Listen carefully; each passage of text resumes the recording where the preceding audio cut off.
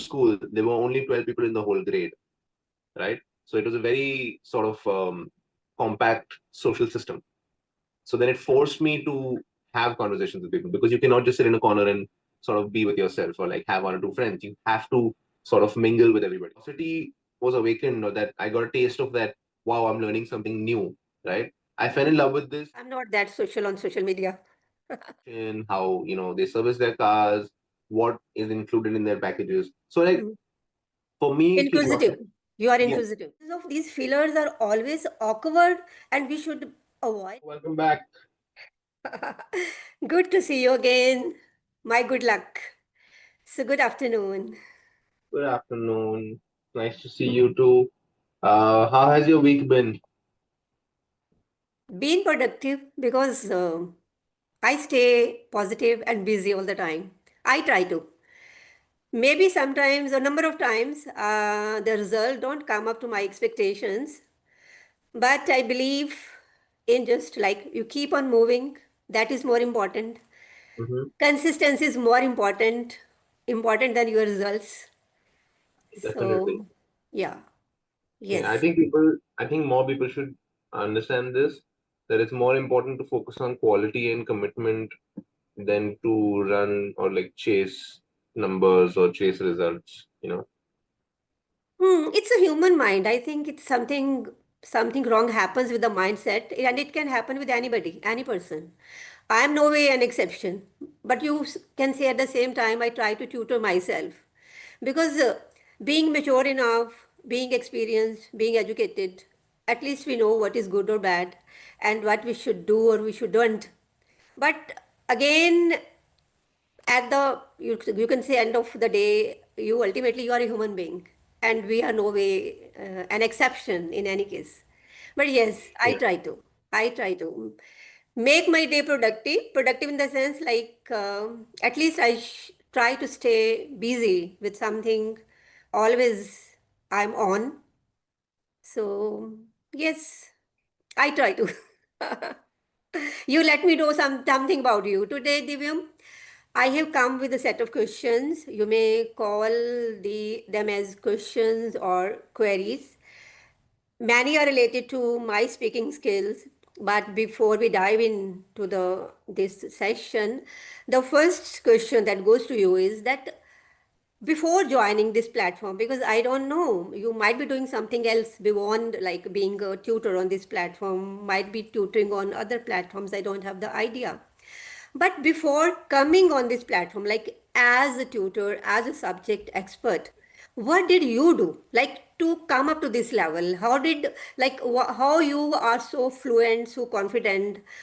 Did you do something out of the box?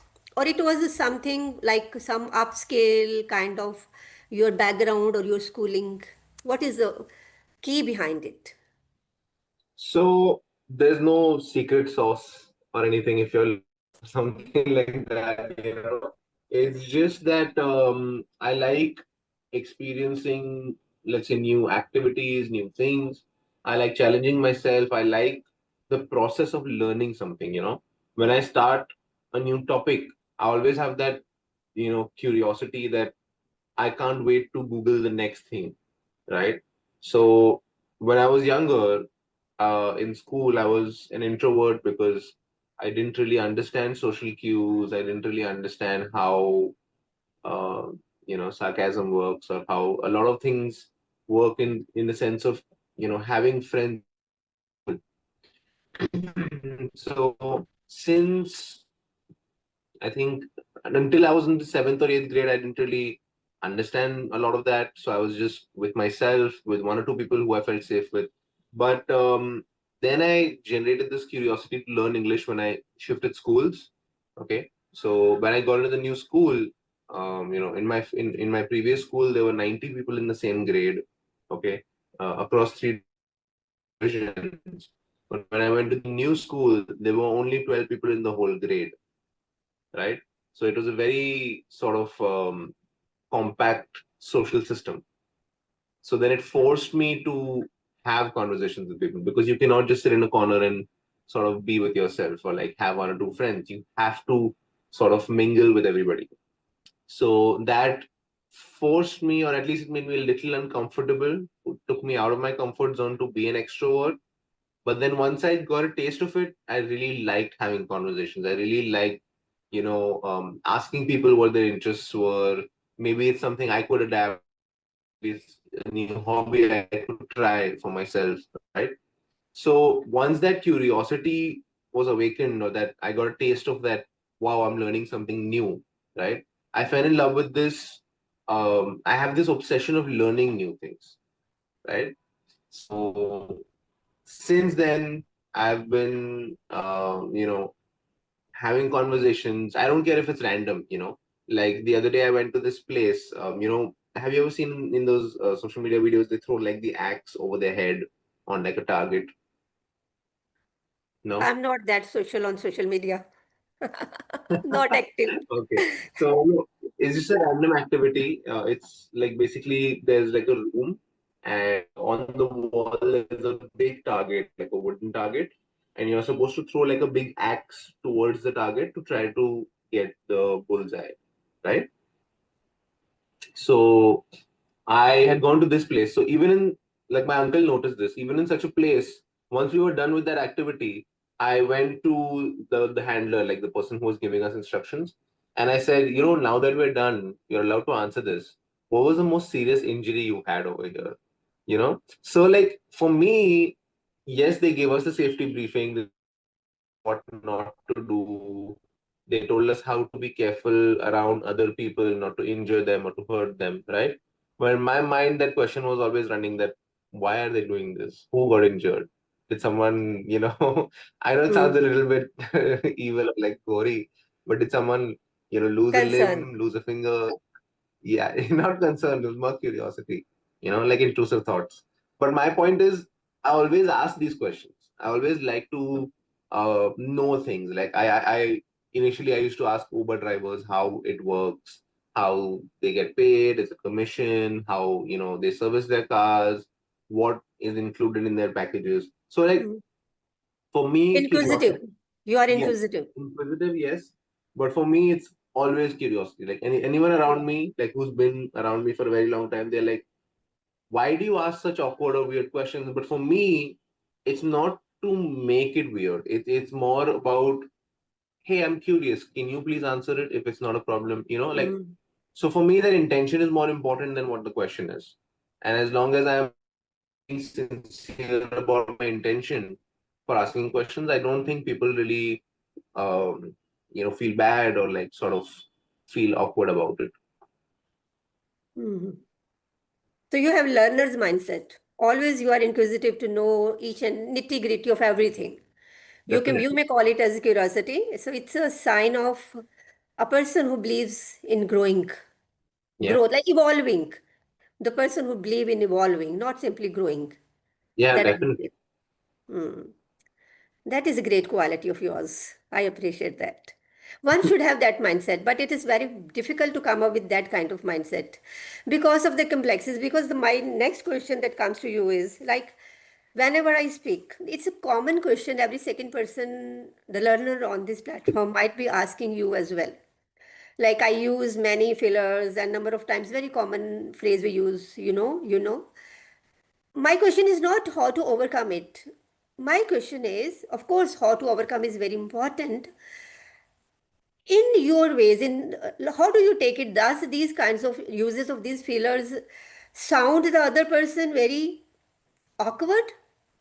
Is it a fact? And how to overcome Sorry, it? can you were breaking up a Uses of little? fillers. Whenever persons like me, I speak, I'm Hmm. conversing with you. A number of times I might be using, and I use Hmm. these fillers, or as you know. First part of the question is how to overcome it. Is there any hack for it?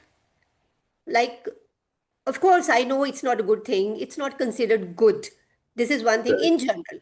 Whenever some student is sitting before a tutor would definitely discourage the uses of these fillers. right. This is one part of the question, how to overcome it. Second part, as a common person, do you think that when somebody who is a learner or important thing for us is to convey the message to the person. And the most important thing is to come over at the level of the person to whom you are talking as well. So, do you think that the uses of these fillers are always awkward and we should avoid it? This is something which is considered as negative kind of thing when you converse to someone. Right. So, see, personally, fillers are not something, you Your pet. I love pets. know, Canines. yeah. Sorry about Nothing to feel sorry. I have two canines. that. Uh, Nice. We'll get to that in a second. I don't want to forget the question, so let me answer that. hmm. Um, when it comes to fillers, right? A lot of people think that fillers are they're considered taboo or they're considered a sign of a weak speaker or a weak communicator. I don't think that. I think the most skilled or experienced communicators in the world use fillers, but they know how to use it correctly, right? Um, Fillers are a very small part of a very big recipe. I'll give you an example. If you use too much garlic in pasta, you may not like it, right? But if you go to Italy, where they're religious about their pasta, you will notice that they know exactly how much of the ingredient needs to be in the recipe to make it, taste amazing or to bring out its best flavors and colors, right? So I understand when people are saying, "Hey, I want to get rid of my fillers." Getting rid of your fillers initially, yes, makes sense, but you have to understand fillers is a very small ingredient in a very big recipe. So don't avoid it completely. Just understand how to master it. So when it comes to this, I tell a lot of my learners that you should look at people who are giving speeches in public. They're doing podcasts or they're on stage on a convention center sort of stage where they're speaking to their shareholders, speaking to their fans about, let's say, their vision or why something went wrong or what they plan to do with the company or what they plan to do in their personal life. Because they also, when they're answering questions on stage, they're not ready with the questions. It's not like an exam where you know what is going to happen or what are the possible questions. It could be anything, right? It could be about their finances, personal life, some controversy they're facing, anything. So always notice how they will take a breath once the question is asked. They'll, well, I think this is how things are done. So they're really good at that, right? Because they've had years of experience speaking to high level executives in their respective field. So fillers, again, feels taboo. It's not taboo, but if used in moderation, it could be really amazing. So in yes, I understand that you want to eliminate overuse of fillers, but instead of that, just try to replace it with a more effective filler or with something that makes you look better in whatever sense you want it. Like, so if it's a corporate thing, then instead of saying I think, I believe, instead of saying all of those things, you can say, well, the reports indicate that the trends are forecasting that, so it depends on what industry or what you're Context. targeting, exactly Hmm. the context of it. But that's what I generally tell people, like replace it with better fillers and reduce the usage of them, like reduce the number of times you have to sort of use it. I think that part is the most important one. Okay. Done, done, done. One thing more which is needed in my case, though I'm experienced, though I'm educated, being into teaching, being a subject expert, very confidently delivering my lectures, I still feel when I'm out of this scenario in different situation, I still lack confidence. Any daily routine kind of some drill which I can work on to be confident. Did you get my question? I got it. I Yeah. got it. Yeah, I'm just thinking. Yes. Um, See, a lot of people have this weird sort of thing that I'm supposed to know what is. what the answer is. I'm supposed to know what it's supposed to feel like, So let's say an intern in a company, they'll look at their CEO, they'll look at their manager, and they'll say, wow, that person is so well spoken, they're so confident, they can take on any challenge, they can talk to the client as if the client is a nobody. Whereas when I'm talking to the client, I feel like I'm talking to God, and I have to answer for my sins, and I feel all this pressure, right? Nobody is born with these things, right? If I ask you to land a plane today, right, it's not going to happen, right? As much as most guys think, yeah, I'll land the plane. That is that is just something else. But uh, every pilot, right? They're not born with the instinct that I want to fly, or that I can do certain things. They have to be trained. They have to practice.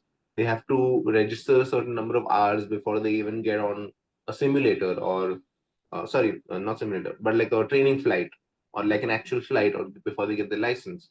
So similarly, when you look at yourself and decide, I'm not good at this, right? Change that mindset. Say, I'm not good at this yet.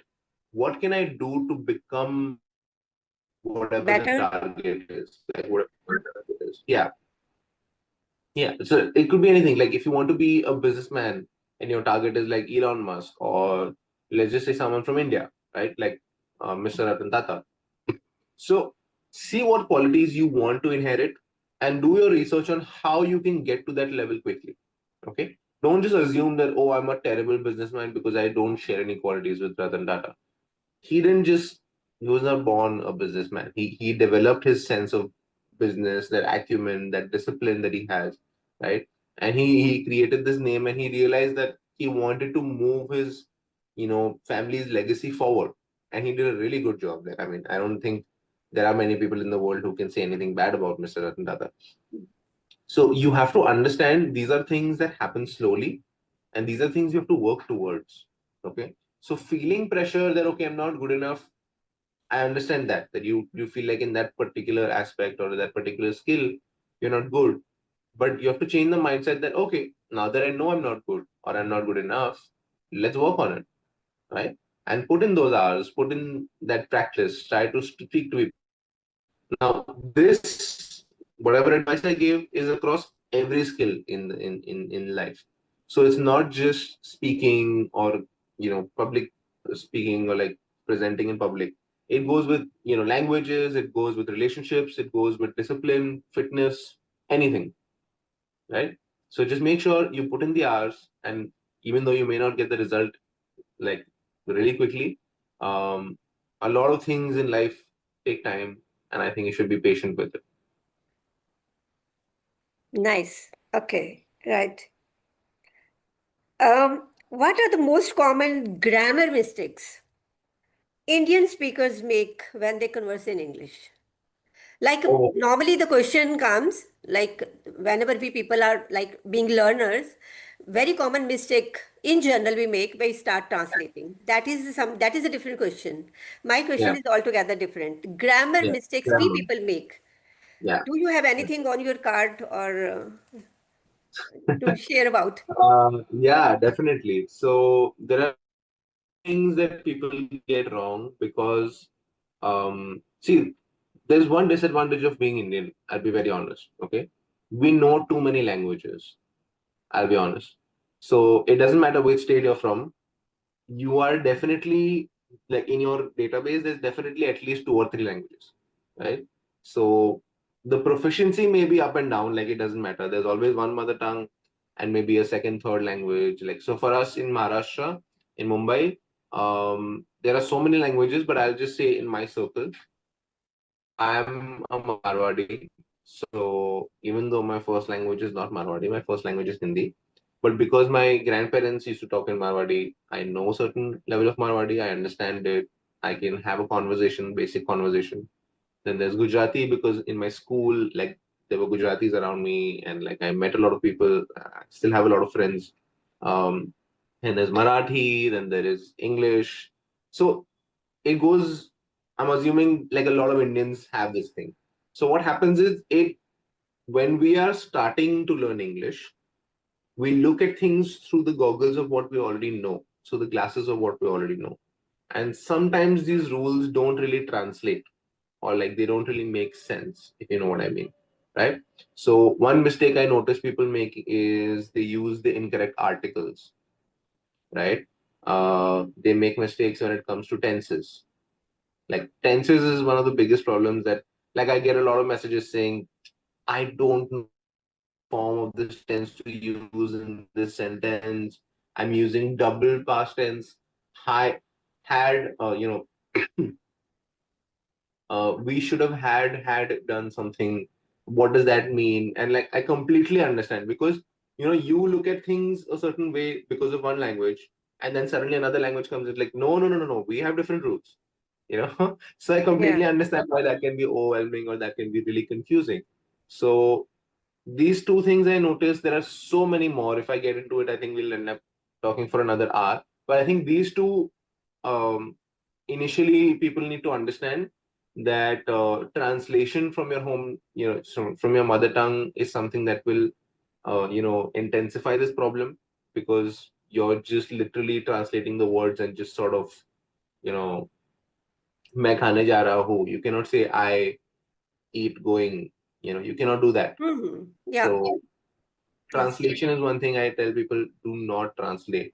I do understand that there is a basic level of translation, that if I have to say chammach, then I have to think of a spoon. But in terms of the sentence formation, I tell people that whatever you say, right, think of a movie or a show or some actor on TV. Would he say the same thing? And if you're not sure, just Google it, see if you can find a video on it. Obviously, now we have tools like ChatGPT, and sort of, you Hmm. can do thing. You have Reddit, you have Quora, you have all these platforms to help you sort of guide through this. But this is why I tell people, you have to watch things. You have to look at people having conversations. You have to look at people explaining complex situations in simple English. And I think that's why movies and shows are really important. Like, they really clarify your grammar. Like, let's say yesterday you had a conversation with someone about space, right? And you said something about a planet, and you said it in broken English, but you didn't realize it.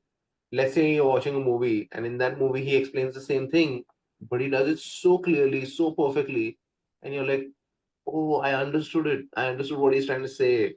And then you realize, this is not what I said. I didn't say anything close to it. Hmm. So it kind of motivates you to do the right thing, to say the right thing, to explain it in a more, you know, easier manner, so people can understand. I hope that answers your Exactly. question. Yeah. That makes sense. Yes, I could understand it. Yes. I think Divyam, time is running, and one Yeah. very important, I don't want to skip this question. It is again related to me. Based on my speaking skills, when like I am talking to you, what areas do you think I should focus on first?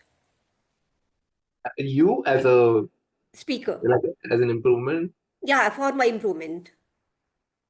I don't see a lot of things that need to be improved. One thing, this is something I'm working on as well. That's why I noticed, by the way. So don't think that I'm sort of criticizing you or Hmm. anything. Um, because I'm doing social media now, I've realized, this is very weird, okay? But this is my brain. This is how my brain works. When I shoot a video, okay, I feel like, wow, I've said all the things that I need to say to explain the topic or to explain what I'm saying. But when I'm editing it and I'm writing the captions, I'm thinking to myself, God, why am I talking so much? Because I have to write so many captions, right? I have to type them. And I'm thinking, I could have, like, reduced, like, okay, if the sentence is 10 words, I could have said it in six, right? That's what really good people do on social media. And I've realized that recently, like, I think 2, 3 days ago. So what I'm working on is, currently I want to make sure that I'm able to say things very efficiently, very effectively, and in the smallest span of time possible, right? So if I was to tell you, I want to drive the BMW M4, that's very simple. That's how I want to say it. Instead, I end up saying, this is this really cool car, the BMW M4. I've seen a lot of YouTube videos about it, and I can't wait to drive it. I'm thinking of going to the US, where there's a racing track and professional. Like I've realized I keep going on, and there's sometimes it's unnecessary information, right? Again, this is just me, but I feel like you can look at the recording of this video. The questions that you asked, I feel like they were going on a little bit too long, and I am someone who can't really keep track of that. Okay, again, I don't know why I'm criticizing myself in this, but yeah, sure. Uh, I feel like there are ways for you to summarize what you're trying to say, make it quick, make it short, make it concise, so that the person is interested in answering. And let's be honest, we have to cater to the world now that everybody's attention span is like 3 seconds, right? So I think that'll really help in whatever you're trying to accomplish in life. I think that's one thing that I don't know if there are others, but this is one thing that really popped up because I realized, yeah, I do the same thing. I have to work on it myself. Okay. And anything which sounds, besides this, anything else sounds unnatural when I speak. Um, no red flags as such, honestly. Like if there were anything, they would just be finishing touches, sort of improvement areas. Nothing that needs to be fixed or anything, if that's what you're trying to ask me. Actually, literally, it's not a time pass kind of thing for me, or it's not simply having the recording and uploading it onto my YouTube. Mm-hmm. I rather started my journey onto YouTube for this purpose only, like again and again visiting to my old videos and then just to see, have a check how much improvement I could make because I started my journey as a totally raw person. On the same day, Mm-hmm. my this English journey started on Clapingo and with the first video of that Clapingo onto my YouTube. But literally, in the literal meaning, like really, I want to be a good speaker someday. I don't know in what form I'm going to use that skill or this skill, but it is a kind of like you can say it's a lifelong asset you earn. And there is no match, like it's priceless. So, this is my Yeah. main purpose at the moment. Like, at the same time, I'm into some business. My business needs my attention, full time job. But these days, I'm spending a big chunk of my time onto my speaking skills as well, so that Right. I was having some queries which I wanted to like bring on the table the moment like the way I discussed. Just something I want to bring up, okay? I don't know if you meant to say this or not. You said that I want to improve my speaking skills or my communication skills because it's going to be a lifelong asset and it's something that will help you, right? Uh, any skill, all right, it's very easy to acquire it. Excuse me, sorry. It's very easy to acquire it, or I mean, it's not easy, but like, I mean, you can get to the level where you feel like you've mastered it enough, right, to become for it to become a possession, a prized possession. But if you don't practice it, you will lose it. I think a lot of people forget that. Mm. Okay. So again, I'm not correcting you. I'm just letting people know that just because you did something or you learned something, right? It doesn't mean that you're going to be able to do it all the time. Right? Think of it like, okay, you have this sort of that you want to do like 100 pull-ups, right? With 2 or 3 years of gym or like whatever physical training, you might be able to achieve it. But then if you stop training completely Mhm. and you assume that okay, for the rest of my life I'll be able to do 100 pull-ups, it's not going to happen, right? So you have to keep honing it. You have to keep practicing it, right? That's what the most of the scholars do, right? Even though they have mastered a skill or they have acquired a degree, they keep practicing. They keep putting themselves in situations where they are being pushed to get better. I think that's the mentality people need to have, right? Yeah, that's true. That is true. That is a common rule in the case of all the kind of skills we talk about. Except cycling, I think we never forget. Once you learn cycling, you never forget throughout your life, I guess. Right. Though you don't do Definitely. the cycling for a number of years, but whenever you restart it, again start practicing, you are back to the normal one. But yes, it's true because for 1 year, because I was to plunge from one area to another, I was to switch over from academics to some business. So for 1 year, I couldn't keep a pace. Like I was off the track onto my YouTube as well and my speaking practice.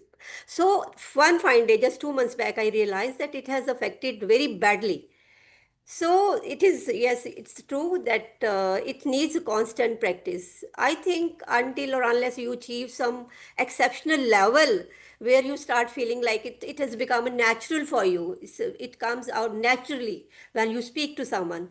But when we are Mhm. doing it consciously, that shows up like you are making a conscious effort. So we need to cross that threshold. That is, I think, exact word. So Yeah. until we reach that, cross that threshold, we need to keep on exercising or doing Yep. it on a regular basis. That is true. Yeah. Yes. You need to keep pushing yourself. Yes. Yes. So that is all about like my thing, what I was supposed to discuss with you regarding my speaking skills or in journal. If you have anything in your mind, and that with that we can wrap up the session with all the thanks to you, Divyam.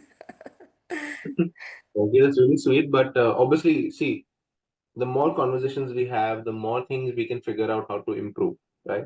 Again, I've told you there's no such thing that came up to me that said, oh, red flag, I need to address it right now. It's more like we can always do something better. We can always improve on something, right? So it could be vocabulary, it could be anything. Again, this is not directed towards you, just generally saying. So in the next session, if we do have another session, we can discuss that. We can see what we can do to improve together, honestly, because I think we're at the same level, right? Uh, You Other than let me that, I know, you think, let me know your expertise, which you want to bring on the table for the next session. I would definitely, I'm going to plan next session very soon. okay, Yeah, I'll do one thing. I'll think of a topic and I'll give you like this impromptu sort of, you know, sure. conversation that we can have. Yes, yes. That would really be exciting also.